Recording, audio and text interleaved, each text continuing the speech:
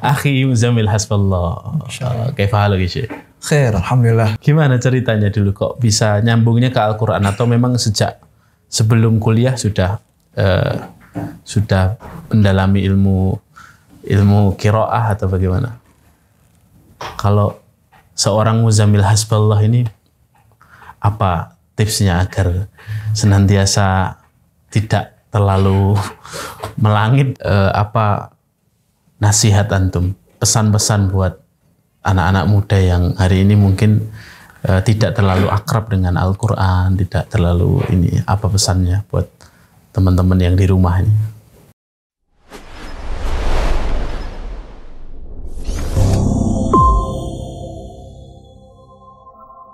Bismillahirrahmanirrahim. FKM Podcast, hangatkan hati, hangatkan pikiran. Pekan ini bersama tamu istimewa dari Bandung. Bro, masa bro? Akhi Muzammil hasballah. Kaifa haluki Syekh? Khair, alhamdulillah. Loh, Khair, jadi ya? bro kok sekarang jadi manggil Syekh? Yang konsisten dong Ustaz. Oh gitu ya. Mas, kalau Mas itu kayaknya bukan orang Jawa juga gitu loh. Iya. Akhi aja ya. Akhil lebih Habib pas ya. Akhil Habib Muzammil hasballah. Asli mana Akhi Muzammil ini? Dari Aceh Ustaz. Aceh ya? Kok kayak interogasi nih? Tapi udah lama di Jawa ya? Alhamdulillah 10 tahunan lah. Udah 10 tahun ya? Di ITB? Ya semenjak awal kuliah di ITB dulu, lulus, berkarir, sampai akhirnya berkeluarga, menetap. Alhamdulillah jadi orang Bandung. Istri orang Bandung juga? Istri orang Aceh juga. Alhamdulillah. Baik. Masya Allah. Alhamdulillah siang hari ini kita bisa menghadirkan beliau ini setelah begitu banyak drama. Dan alhamdulillah beliau sampai di FKM Podcast ini.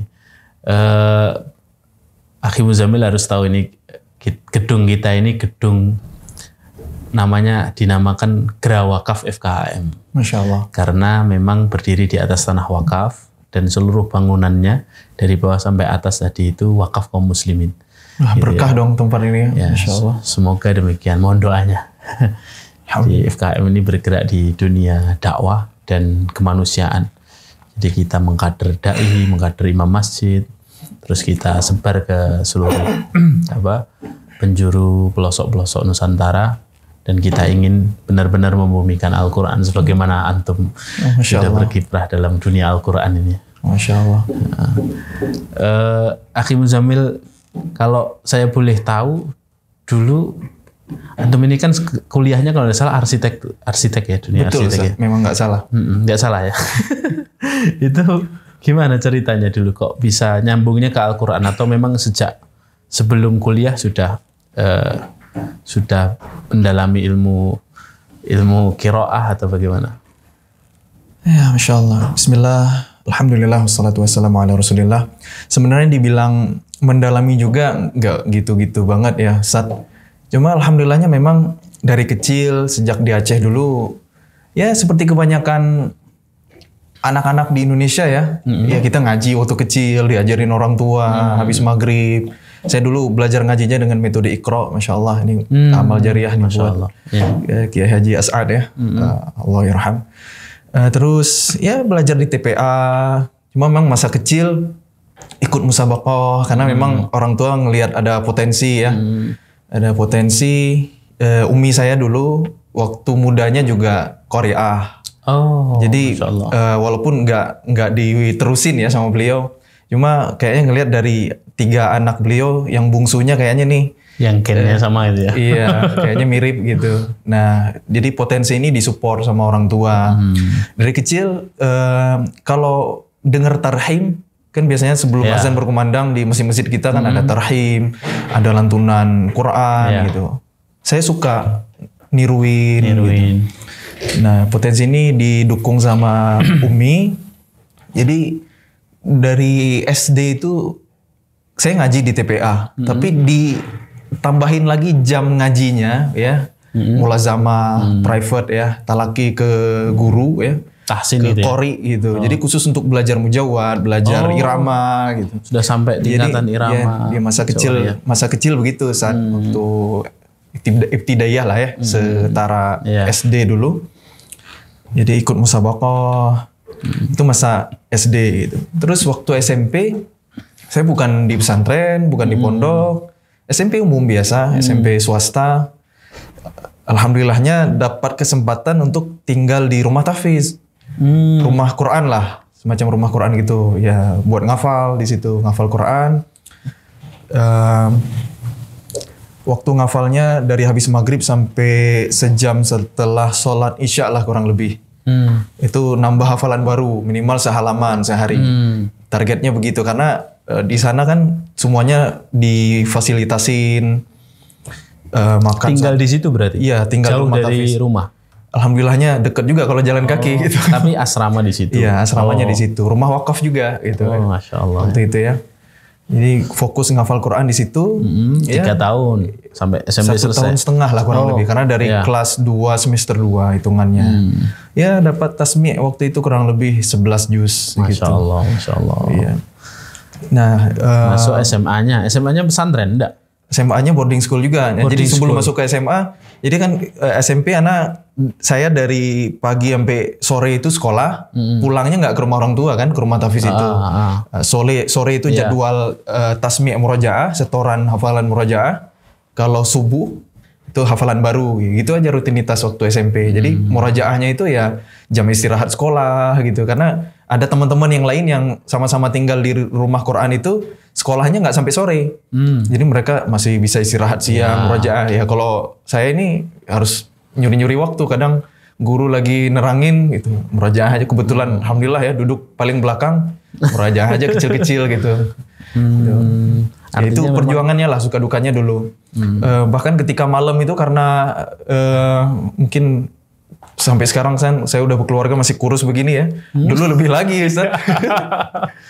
Yang ilmu itu tergantung berat badan Ustaz. Oh gitu ya? Enggak. Ini bercanda. Maksudnya kan kalau anak ngobrol dengan antum ini kan analoginya begitu lah untuk saat ini ya.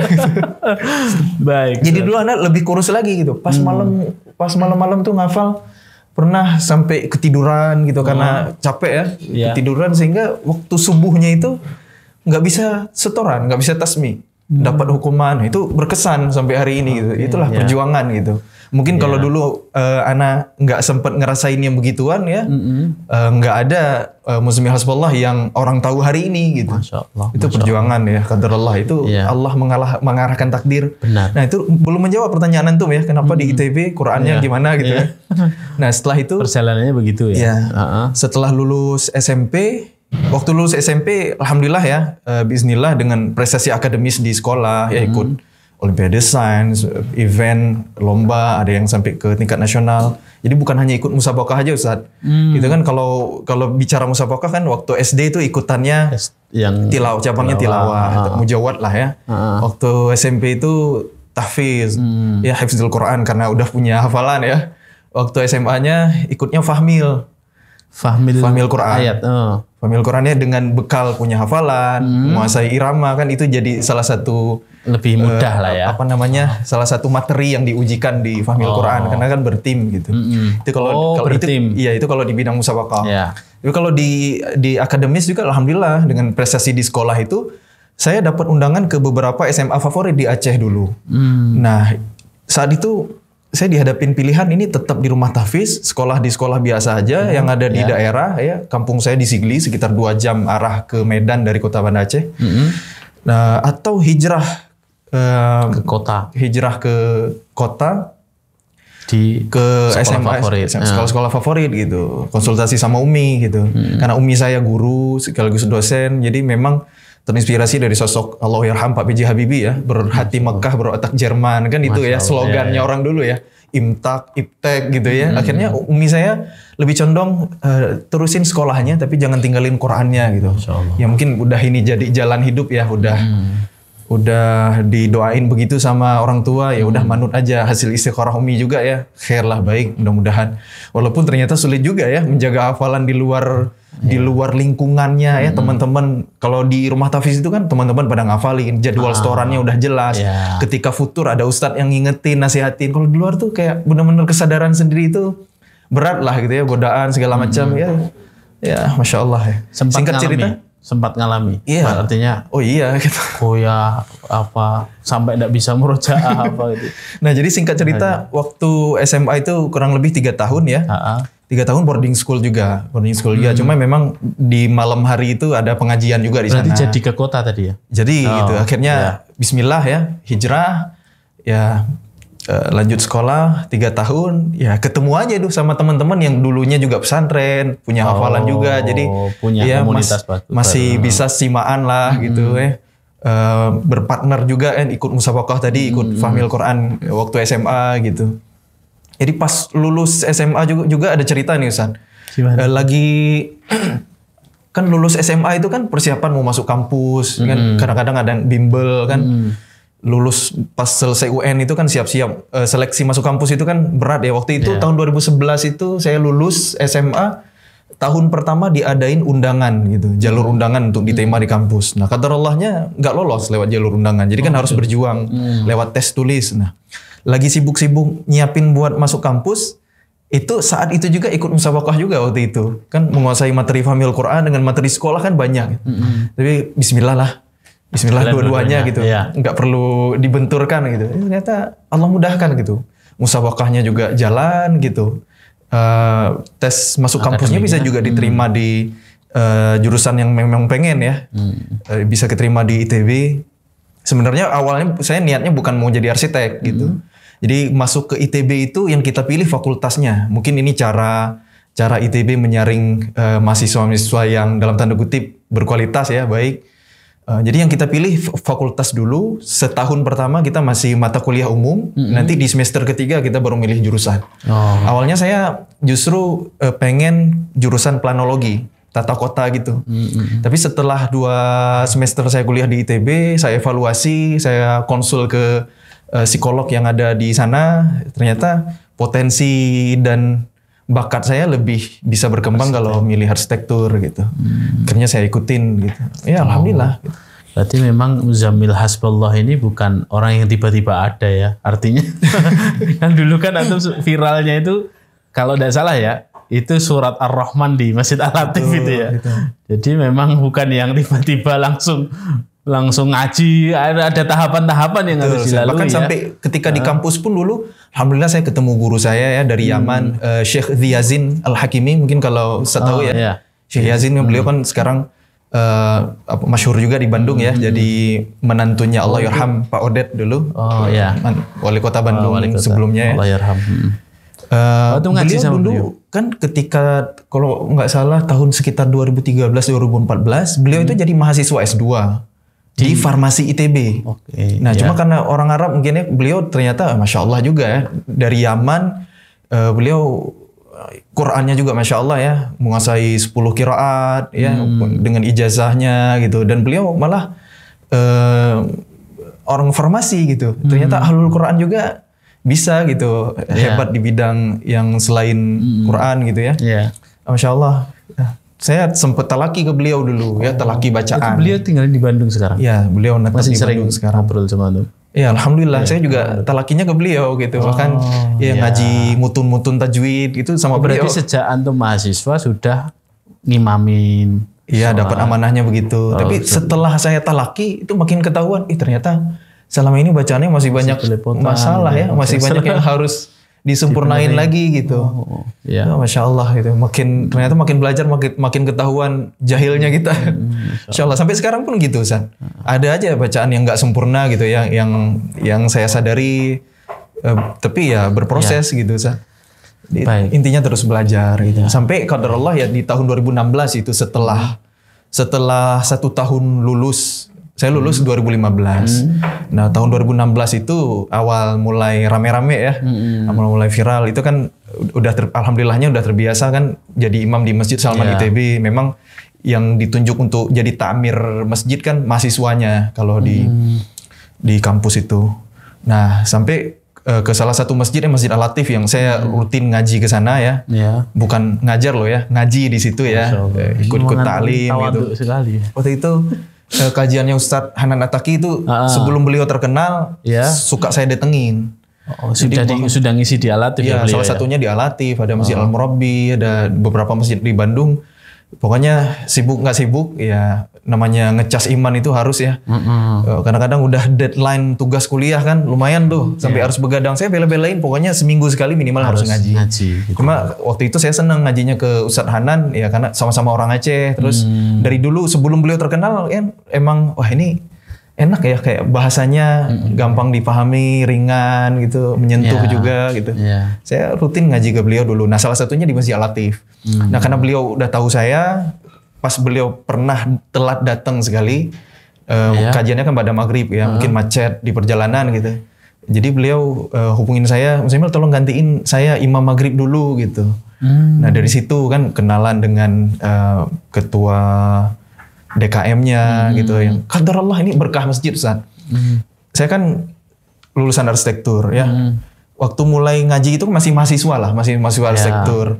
Ternyata ketua DKM Masjid Al-Latif itu punya biro konsultan arsitektur gitu. Katanya biro konsultan jodoh atau apa ternyata. Jadi waktu belum lulus kuliah, sudah saya ada daripada jauh-jauh nyari kemana-mana, udah aja magang aja di beliau gitu. Magang kuliah praktik di beliau. Itu memang masih mata kuliah kampus kan, kuliah praktik di situ. Ini nyaman juga, kantor sebelahan sama masjid. Ya, kalau azan tinggal nyebrang, terus kalau ada kajian di situ, suka diminta semua. Jadi imam, ngajar ngaji juga. Di situ kan waktu itu kan memang lagi berusaha di branding jadi masjidnya anak muda. Sampai akhirnya setelah membludak rame, udah daya tampungnya nggak bisa lagi, akhirnya kan pemuda hijrah waktu itu pindah. Tapi saya termasuk yang awal-awal dulu waktu pemuda hijrah itu lahir sekitar tahun 2015. Ya saya memang kegiatannya di situ. Nah makanya mungkin kalau Ustadz lihat dulu waktu saya viral kok pakaiannya ala anak muda banget gitu ya.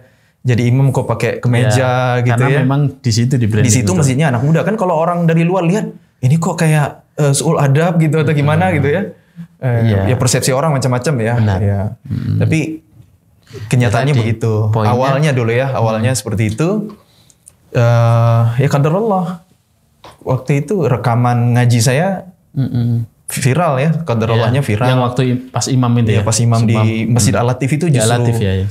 Saya udah lulus kampus. Padahal di Masjid Salman atau sudah biasa ngimamin. Alhamdulillah. Iya. Gitu. Malah ininya di pas Al-Latif itu. Iya, ramenya justru pas di Al-Latif kan. Waktu itu kan saya senang taklid ya, menirukan imam-imam Timur Tengah. Salah satunya kan Syekh Abdurrahman Al-Ausi itu. Syekh Abdurrahman Al-Ausi ya sambil ngafalin gitu kan. Sambil ngafalin kan. Kalau dengan irama kan jadi salah satu metode juga kan. Kita mudah mengingat gitu. Saya pernah jadi imam, bawain irama beliau, bacaan yang persis dengan beliau. Ya rekamannya qadarullah sampai ke official beliau. Oh gitu? Ya, ya ini kan zaman digital ya, menembus ruang dan waktu ya qadarullah. Pas beliau ada kesempatan ke Indonesia, beliau pengen ketemu saya. Masya Allah. Gitu. Pas landing pesawat langsung nanya, saya pengen ketemu Muzamil kata beliau gitu. Nah qadarullah lah ketemu saya akhirnya nyamperin kan ke masjid tempat beliau ngisi waktu itu di Jogja. Saya beli aja tiket PP gitu ya. Inisiatif lah. Pas ketemu kan di situ awal mula rame gitu. Apalagi momentum Ramadan kan. Saya ketemu di situ, saya salamin beliau kan, detik-detik ketemu sama beliau itu kan dulu kan sempat viral ya. Akhirnya siapa nih ada anak muda gitu kan, mulai didatengin media, diwawancara, interview. Dari situ mulai rame terus sampai sekarang gitu. Yang menarik itu adalah ketika taking video atau antum imam di Al-Latif itu memang sudah biasa ya di Al-Latif itu imam kan, di take karena ada apa namanya kan ada tim medianya. Iya tim media untuk kajian gitu kan.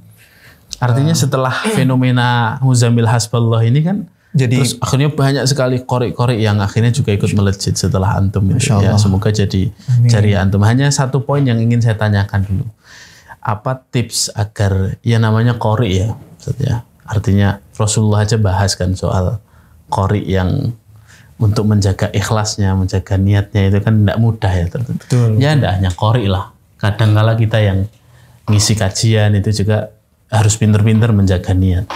Kalau seorang Muzamil Hasballah ini apa tipsnya agar senantiasa tidak terlalu melangit dan tidak terlalu terbang gitu? Saya teringat nasihat Kiai Deden Makhairuddin, ya, beliau founder Indonesia Murajaah. Nah, dari beliau saya dengar nasihat, ya, beliau mengutip salah satu hadis qudsi, lallahu asyaddu adzanan. Allah itu lebih memperhatikan, lebih mendengar, lebih menyimak kepada seorang hamba yang membaca Al-Quran dengan suara indah. Nah, ternyata suara indah kita itu untuk Allah. Bukan untuk makhluk, bukan untuk manusia. Jadi Zainul Quran bi aswatikum, hiasilah Quran dengan suara kalian, ya, walaupun hadis ini juga ada perselisihan di kalangan ulama apakah memang menghias dengan irama atau memang Quran itu udah indah, justru suara kita lah yang harus dihias dengan Quran, kan, dibalik, ya, zainu aswatakum bil Quran gitu. Nah, jadi bukan hanya semangat iramanya ketika kita jadi imam atau di depan kamera ada alat perekam. Justru dalam kesendirian ketika kita ngaji, murajaah, apapun itu yang hanya kita dengan Allah, ya, itu kita harus semangat juga membaguskan gitu. Membaguskan karena suara kita indah kita kan untuk Allah gitu. Kalaupun didengar oleh makhluk Allah, ya mudah-mudahan itu jadi wasilah orang mencintai kitab Allah gitu, Al-Quran, bukan respect sama kita gitu. Itu memang ujian hati itu berat, Ustaz. Sampai-sampai anak memang sering berusaha untuk menarik diri gitu. Cuma ada nasihat juga dari ulama, kan, Ustaz Umar Mita pernah nasihatin, ini para dai ini mundur salah, nggak ada pilihan lain selain maju. Karena kalau berhenti beramal karena takut riya misalnya, alhamdulillah hari ini qadarullah Allah titipin suara ke saya, walaupun bukan yang terbaik, ya Ustaz. Saya kan bukan korek juara internasional, bukan yang paling merdu juga, ya. Kalaupun dengar merdu, ya mungkin karena efek gema-gemanya kali, Ustaz, ya. Enggak, memang dari awalnya bagus itu. Ya, Masya Allah. Kan bacaan bagus itu kan bukan hanya dari merdunya, kan. Waratilil Qur'ana tartila itu kan. Tartil itu justru tajwidul huruf wa ma'rifatul wuquf, kata Sayyidina Ali bin Abi Thalib radhiyallahu an, ya, membaguskan setiap huruf dan mengenali tempat berhenti. Tajwid. Yang kedua tadabbur, makanya di terjemah kita tartil itu malah diartikan perlahan-lahan, ya, maksudnya biar kita tadabbur, nggak buru-buru gitu, memahami maknanya. Yang ketiga baru kita sempurnakan dengan irama, karena Imam Ibnu Katsir rahimahullah taala di tafsir Waratil Qur'ana Tartila Al-Muzammil ayat 4 itu kan mengutip kisah Abu Musa Al-Asy'ari, Ustaz, ya, yang punya suara merdu sampai dipuji Nabi gitu. Artinya menghias Quran dengan suara itu kan bacaan yang tartil, tapi prioritasnya terakhir gitu. Setelah tajwid, tadabbur baru tajwid terjaga, tadabbur makna, baru sempurnakan dengan irama. Ini yang Anda pahami, Ustaz. Ya, mohon koreksi kalau salah, Ustaz. Jadi, ya, hari ini qadarullah Allah takdirkan, ya, mungkin dengan wasilah suara saya, mudah-mudahan, ya, masyarakat khususnya anak-anak muda jadi senang ke Quran, kan. Intinya itu, ya, Ustaz, ya. Karena sebenarnya dakwah anak itu sederhana, Ustaz. Nggak muluk-muluk kayak antum yang mengupas hikmah, ilmu. Kalau aneh kan dakwah Quran aja udah, ngaji aja sebenarnya. Itu dakwah via suara lah, Ustaz. Tapi justru dakwah Quran itu yang bisa masuk ke seluruh.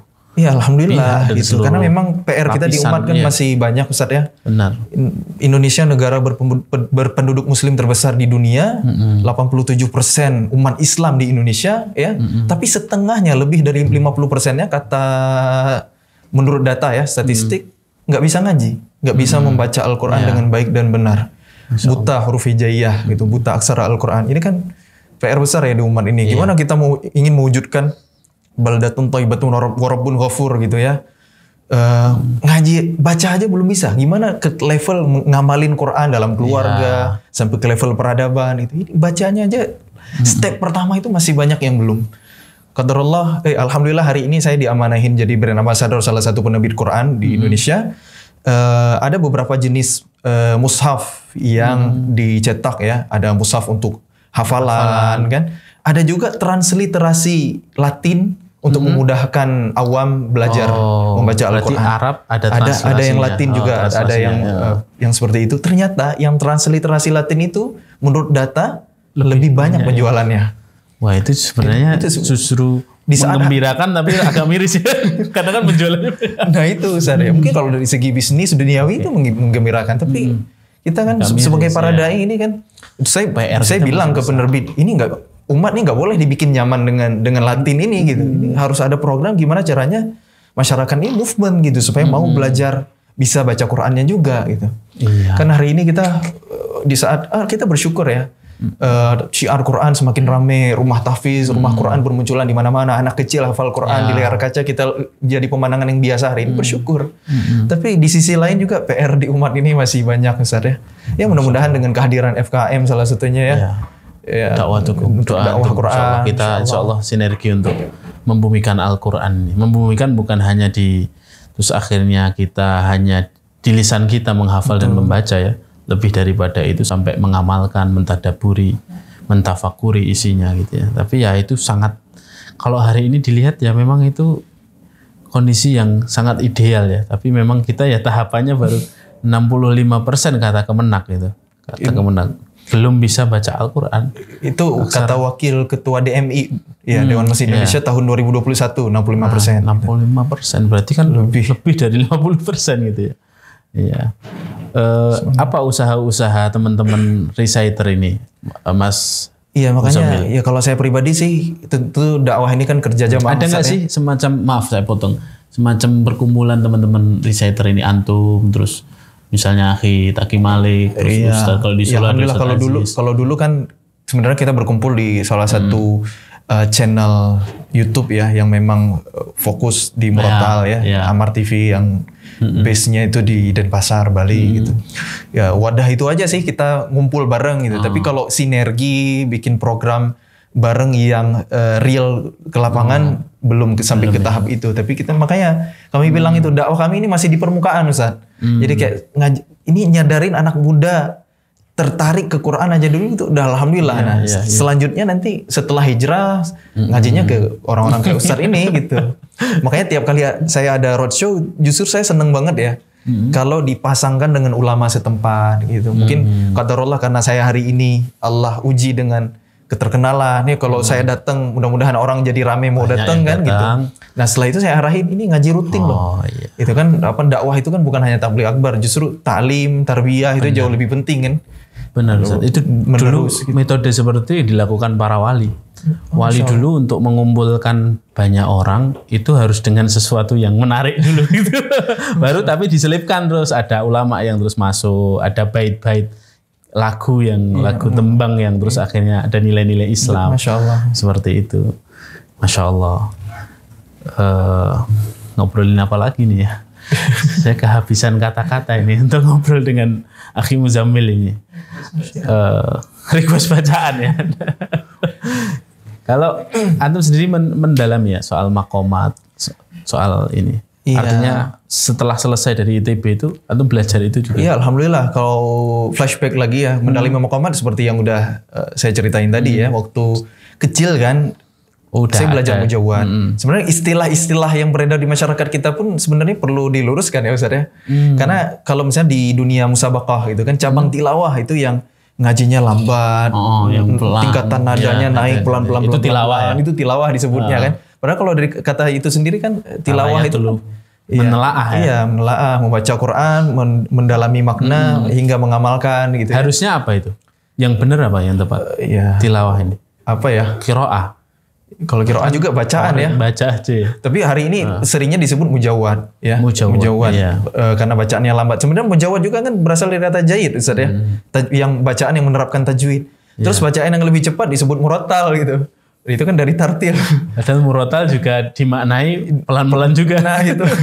Makanya istilahnya agak rancu ya. Iya, cuma ya nggak usah terlalu sibuk di dengan istilah lah. Yang penting esensi gitu. Iya. Nah, jadi waktu kecil anak belajar mujawwad itu mengenal irama dari situ. A'udzubillahi minasyaitonirrajim. Dari Bayati, Qarar, Nawa, Syuri, Husaini kan, Jawabul Jawab kan dari kecil tuh belajar mujawwad.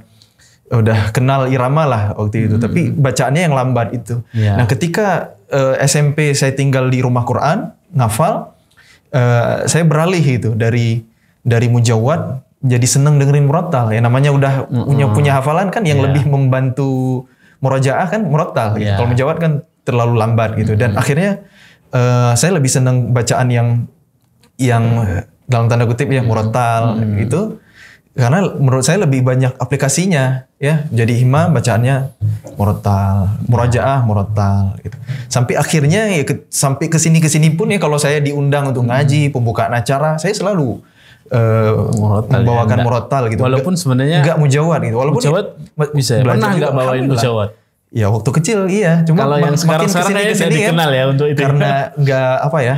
Mungkin saya jarang latihan juga Ustaz. Ya, jadi suara juga akhirnya ini ya. kurang apa namanya, nafasnya kadang-kadang nggak memadai gitu kan. Gitu ya. Jadi tanafus kan ada nggak sih Recital Quran itu semacam pantangan-pantangannya? Artinya bukan pantangan ritual ya, pantangan makan apa harus ini gitu, ada nggak sih? Atau ya, biasa saja lah. Kalau saya biasa Ustaz. Cuma kalau dipantang lebih terbantu aja. Lebih terbantu ya. Misalnya lagi habis saum tuh. Habis saum kan kita nggak makan tuh, kosong perut seharian. Itu malam harinya entah kenapa lebih ringan suara itu. Kan kalau kita kekenyangan kan kadang-kadang apa namanya kotor, berat suara itu. Jadi memang mungkin salah satu hikmah saum ya. Saya ngerasainnya gitu. Atau kalau habis minum kopi mungkin nggak tahu nih penjelasan ilmiahnya gimana ya. Apa karena asam lambung meningkat sehingga lambung kosong sehingga jadi bersih naik ke atas ya. Wallahu alam, nggak ngerti juga saya. Tapi kalau habis minum kopi itu lebih bersih. Apalagi kalau doping kayak jahe, air kelapa, terus ramuan-ramuan rempah itu memang rahasia kori-kori Mesir ternyata. Bunga lawang, kapulaga itu bikin suara lebih bersih dan bertenaga gitu ya dengan wasilah itu, masya Allah. Iya. Baik,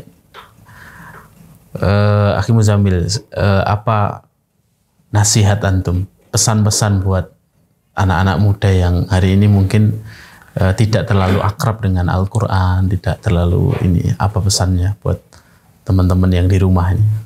Wah, sebenarnya ini pesan buat saya juga nih Ustaz. Ya, Quran itu kan panduan ya, petunjuk buat kita, hudan gitu ya.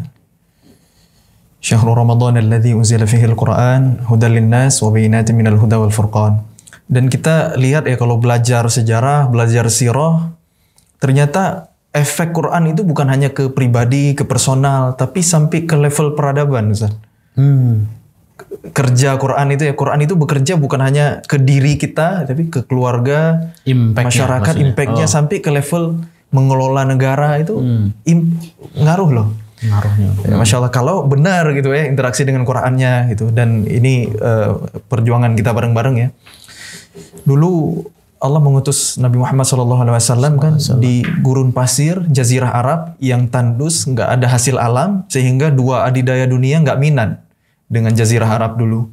Karena kekuasaan yang di luar Islam selalu kalau ingin mengekspansi wilayah, mau menjajah, pasti yang mereka perhitungkan adalah materi. Ini ada hasil buminya, ada kekayaannya enggak gitu. Sumber daya alamnya ya. Nah, Jazirah Arab terbebas dari penjajahan kedua imperium itu, dan Allah utus Rasulullah SAW di sana dari Mekah hijrah ke Madinah untuk memperbaiki keadaan masyarakat yang jahiliyah. Kan jadi bukan berangkat dari nol, dari minus bahkan. Karena kita tahu ya jahiliyah itu yang kuat menindas yang lemah, membunuh anak perempuan yang lahir, terus perjudian, mabuk-mabukan, perzinahan, jadi hal yang biasa, tipu menipu, timbangan palsu, sumpah palsu dalam transaksi jual beli, rusaknya parah banget. Rasulullah harus memperbaiki itu semua, ya. Artinya bukan dari nol ya, membangun peradaban Islam itu bukan dari nol, tapi dari minus. Ya, bayangin ya, dari minus gitu ya, dari yang rusaknya parah. Dalam waktu yang singkat, Rasulullah cuma berjuang 23 tahun, 13 tahun di Mekah, 10 tahun di Madinah, tentu dengan tahapan-tahapan dakwahnya ya. Sampai di masa Khulafaur Rasyidin itu, kurang dari 40 tahun dari awal dakwah, itu wilayah Islam udah lebih dari sepertiga bumi. Masya Allah. Keangkuhan Persia runtuh, Romawi dipukul mundur gitu. Dari tidak mewarisi kekuatan politik manapun. Ini kan nggak bukan memang liyudhhirahu 'alad dini kullih, memang Allah yang menangkan agama ini ya. Dan itu dengan panduan Al-Quran. Masya Allah. Rasulullah kan mengkader para sahabat itu jadi komunitas yang loyal ya, dengan iman, ilmu dari sejak Madinah, baru nanti membangun sistem ekonomi, politik, dari sejak di Mekah tadi, baru nanti hijrah ke Madinah, baru membangun sistem kan ekonomi, politik, dan semuanya itu dengan panduan Al-Quran. Wa ma yantiqu 'anil hawa in huwa illa wahyu yuha kan.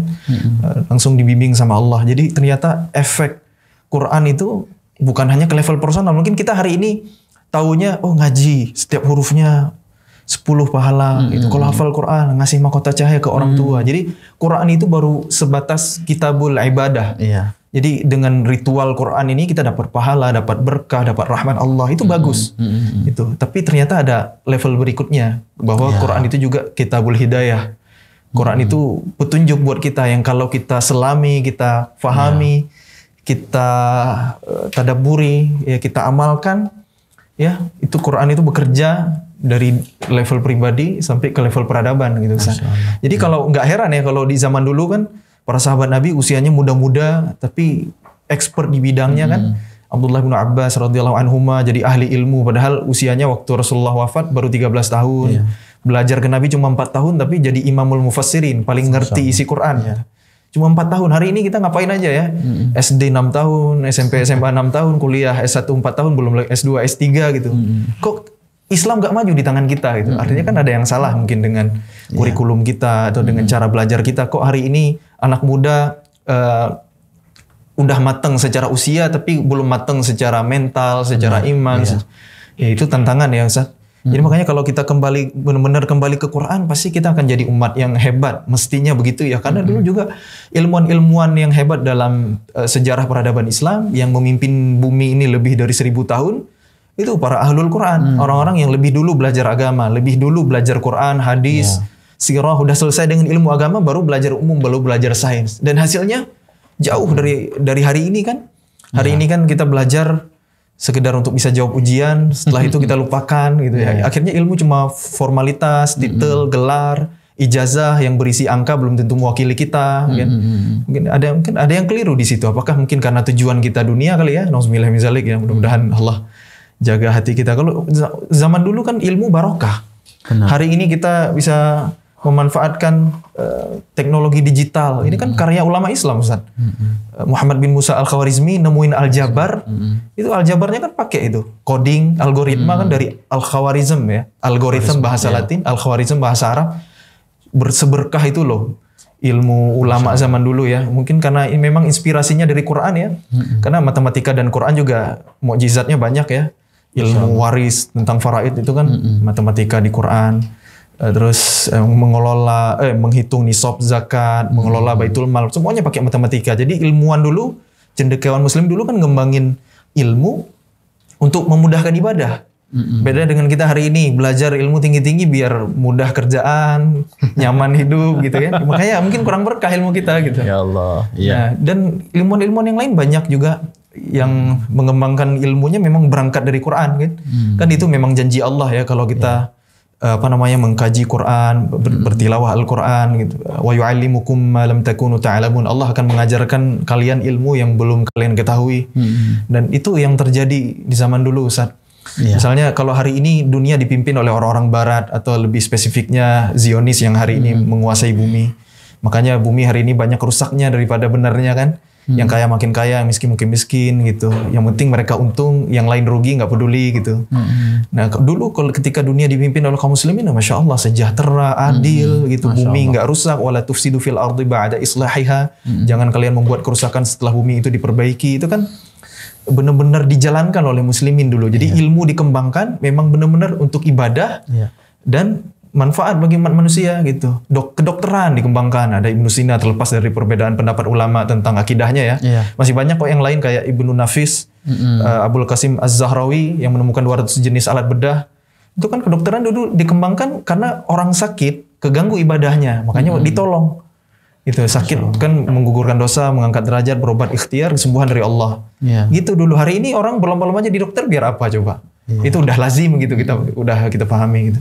Jadi berangkat dari niat dulu, karena ulama zaman dulu itu berangkat dari Quran. Berangkat dari Quran. Ada ahli kimia Jabir bin Hayyan misalnya menemukan bahwa isotop unsur ferum besi yang paling stabil itu nomor 57. Inspirasinya kan dari surah Al-Hadid, surah ke-57. Masya Allah. Masya Allah ya. Terus ada Abbas ibnu Firnas yang pertama berhasil terbang ya, selain para nabi tentu ya. Rasulullah terbang dengan burak, Nabi Sulaiman terbang dengan angin, dengan izin Allah. Ini manusia pertama berhasil terbang, bukan Wright bersaudara yang diklaim oleh Barat hari ini tahun 1800-an. Jauh sebelum itu, hampir 1000 tahun sebelum itu ya, tahun 900-an Abbas ibnu Firnas udah duluan terbang. Ya, dengan ilmu loh ya, bukan dengan ghaib, dengan sihir gitu ya. Ya, inspirasinya kan dari surah Al-Mulk. Awalam yarau ila at-tayri fawqahum saffatin wa yaqbid ma yumsikuhunna illa ar-Rahman. Al-ayah. Tidakkah mereka memperhatikan bagaimana burung bisa terbang di udara? Siapa yang menahannya selain Allah yang Maha Rahman? Ini inspirasi Abbas bin Firnas ini. Bikin prototipe pesawat terbang. Jadi sebenarnya kalau kita dekat dengan Quran itu, ya, akhirat yang kita tuju itu dunia mengikut itu seperti itu, seperti yang dicontohkan oleh cendekiawan Muslim yang zaman dulu. Makanya saya makin kesini ya, saya kan lulusan arsitektur ya, saya belajar lagi. Ternyata arsitektur Islam dalam peradaban itu luar biasa gitu. Hari ini sekeren-kerennya arsitektur hari ini nggak ada yang bisa menandingi keindahan dan kerennya arsitektur dalam peradaban Islam dulu yang benar-benar mendahulukan fungsi sebelum estetika gitu, yang ya bukan sekedar membangun gitu ya. Jadi memang kayak misalnya Mimar Sinan di Turki dulu bangun masjid dengan kubah yang bisa menjadi reflektor audio. Zaman itu belum ada listrik, belum ada pengeras suara. Imam di mihrab ya, suaranya bisa kedengaran sama makmum saf paling belakang. Itu jadi bukan asal bangun kubah gitu, tapi memang benar-benar jadi interferensi konstruktif sehingga suara imam itu terdengar sampai suara khatib itu terdengar sampai ke belakang. Itu kan aplikasi ilmu ya, ilmu yang bermanfaat ya. Jadi gitu. Jadi pesan saya buat anak-anak muda ya, belajar sejarah, yang jauh dari Quran, karena sepertiga isi Quran juga sejarah. Artinya kan sejarah itu jadi panduan buat kita. Kalau kita ingin umat ini bangkit lagi, ya kita harus tahu gimana pola-pola yang terjadi di masa lalu, karena sejarah selalu mengulangi dirinya. Begitu. Wallahu a'lam. Masya Allah. Luar biasa nih. Nah juga Ustaz nih ilmunya pas-pasan Ustaz. Kira-kira cukup ya? Cukup? Ada tambahan nggak? Udah. Mungkin terakhir Ustaz. Satu ayat yang paling berkesan di dalam Al-Quran yang menurut hidup antum ini, Masya Allah, ini ayat ini yang merubah hidup. Artinya semua ayat merubah hidup semuanya kita ya. Betul. Kalau boleh saya request satu ayat, surat apa Ustaz? Ayat apa? Ayat berapa? Apa ya? Apa aja Ustaz? Favorit antum Ustaz? Ayat favorit Anda antum? berusaha untuk memfavoritkan semua sih. Oh gitu ya. Ya sudah antum baca semua Ustaz. Ngambil syahadah saya ini. Apa Ustaz? Jadi Ana baca, nanti Ustaz tafsirnya ya. Wah ini malah menguji saya. Surah An-Nur ayat 35 Ustaz. Ayo. A'udzu billahi minasy syaithanir rajim. Allahu nurus samawati wal ard. Mathalu nurihi kamishkatin fiha misbah. Al-misbah fi zujajah. الزجاجة كأنها كوكب دري يوقد من شجرة مباركة زيتونة لا شرقية ولا غربية يكاد زيتها يضيء ولو لم تمسسه نار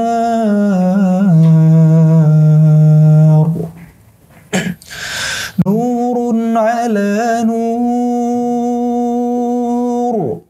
نور على نور نور على نور يهدي الله لنوره من يشاء ويضرب الله الأمثال للناس Wallahu bikulli syai'in alim. Sadaqallahul azim.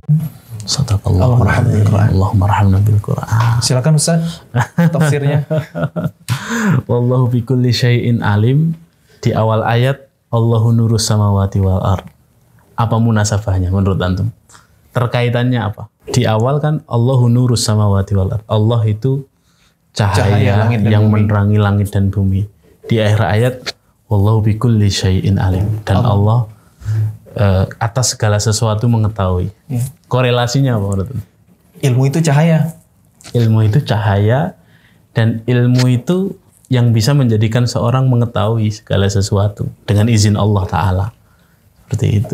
Masya Allah. Jadi ya memang kita ini generasi muda harus cinta sama ilmu. Dan sumber ilmu itu Al-Quran, Ustaz ya. Betul. Sumber ilmu itu Al-Quran. Masya Allah. Nurun ala nur. Cahaya Allah itu di atas cahaya. Yahdillahu li nurihi man yasha. Allah memberi petunjuk kepada dengan cahayanya ya kepada siapa yang Dia kehendaki. Iya, dan petunjuk dari cahaya itu kata ulama itu Al-Quran, Ustaz ya. Iya, Al-Quran. Masya Allah. Baik, terima kasih. Akhi Muzammil, hasbunallah. Sama Ustaz, saya yang senang sebenarnya. Makasih juga udah diundang ke FKAM ya. Mudah-mudahan berkah nih. Saya datang ke sini justru biar dapat berkah nih. Ini antum sengaja pakai baju biru ya karena kita punya logo biru. Oh, Masya Allah. Qadarullah ya. Allah yang mengatur. Saya juga nggak sengaja ini. Baju di lemari kayaknya ada biru, saya ambil biru. Ternyata diatur sama Allah. Jadi memang apa namanya? Kalau secara warna gitu ya. Saya kan dari arsitektur ya, jadi senang dengan estetika salah satunya ya. Jadi tone warna biru ini, navy ini kontras dengan warna kulit kita. Nah, gitu ya. Berseberangan gitu. Jadi kalau secara palet warna dia, warna inverse-nya gitu.